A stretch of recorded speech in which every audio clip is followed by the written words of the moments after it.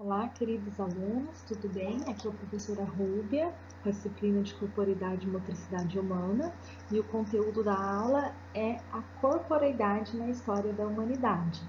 É uma continuação do conteúdo que foi passado em sala de aula.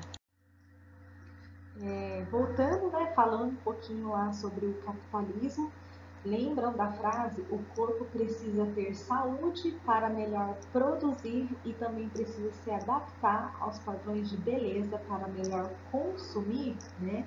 Então esse conceito ele vem a partir ali da Revolução Industrial, né?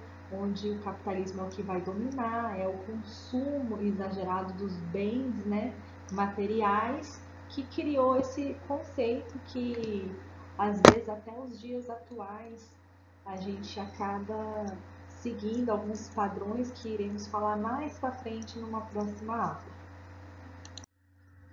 Falando aí um pouquinho sobre os principais filósofos, né, da corporeidade, a gente tem Karl Marx, que ele nasceu em 1818 e faleceu em 1883. Então ele tem a seguinte frase, né, que o corpo ele interage com o meio em que vive. O corpo ele se torna humano pela sua atividade produtiva, principalmente nessa linha aí da Revolução Industrial, das linhas de produção, né, proveniente do capitalismo.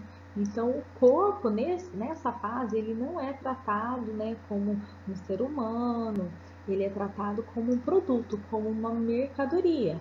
Então, são aquelas linhas de produção extensas, né, não levando em consideração o sexo do indivíduo, a idade dele. Então, o corpo, nesse período, ele é tratado como uma mercadoria de uma linha de produção. E aí a gente vai ter aqui Nietzsche e Foucault, que são dois filósofos também, né? O Nietzsche ele já é de 1844 e faleceu em 1900. Ele vai tratar o inverso. Ele não trata seu corpo como mera mercadoria, como anteriormente citado. Ele fala ali que o corpo ele é uma unidade única, formada por diversas partes, as quais podem tanger lutas internas entre instintos e afetos ou dar a sensação de plenitude, com todas as partes em harmonia. Então ele fala assim que o indivíduo ele é único, ele é um ser único.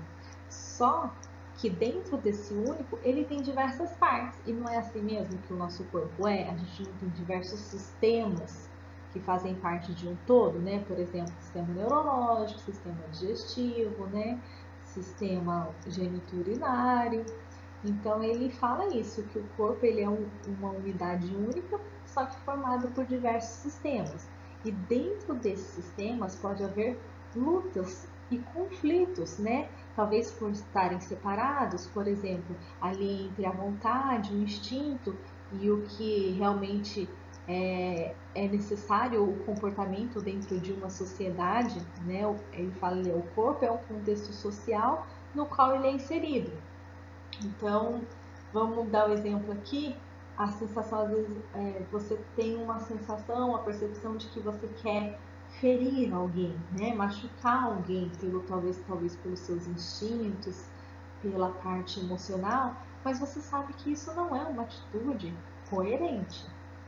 Lógico, se for uma atitude de vida ou morte de defesa, aí sim, mas dentro de um contexto social, isso não é uma coisa a ser aplicada.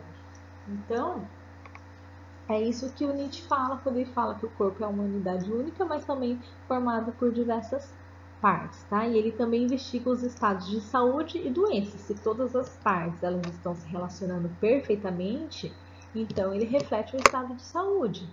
Se não estão, ela vai refletir o estado de doença.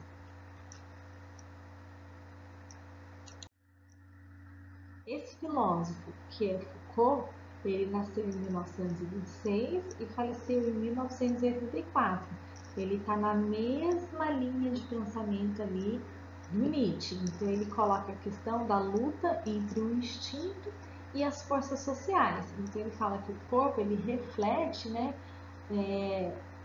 a cultura em que ele está inserido. Então, por exemplo, os hábitos, os sentimentos, as emoções e as ações dentro de um contexto social, o corpo ele vai se relacionar de acordo com a cultura dele.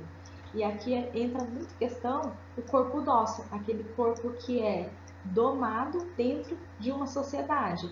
Aqui a gente tem, ele diz que o corpo só vai se tornar útil se ele for sujeitado a determinadas linhas de pensamento, como por exemplo um adestramento através de prisões, hospitais e escolas, né? Então essas instituições elas servem para ajustar o comportamento do indivíduo dentro de uma sociedade, e esse adestramento ele vai se fazer por meio de uma vigilância hierárquica, como por exemplo a gente vê em fábrica a questão de fiscalização, de câmeras de monitoramento, ou de indivíduos que vão fiscalizando, por exemplo, uma linha de produção, né, através da observação, ou por sanções normalizadoras, que ali entra as recompensas e punições. Ah, você agiu de uma maneira correta, então você recebe uma recompensa. Você não agiu de acordo com a sociedade, então você é punido. E aí vai entrar as leis e os regulamentos.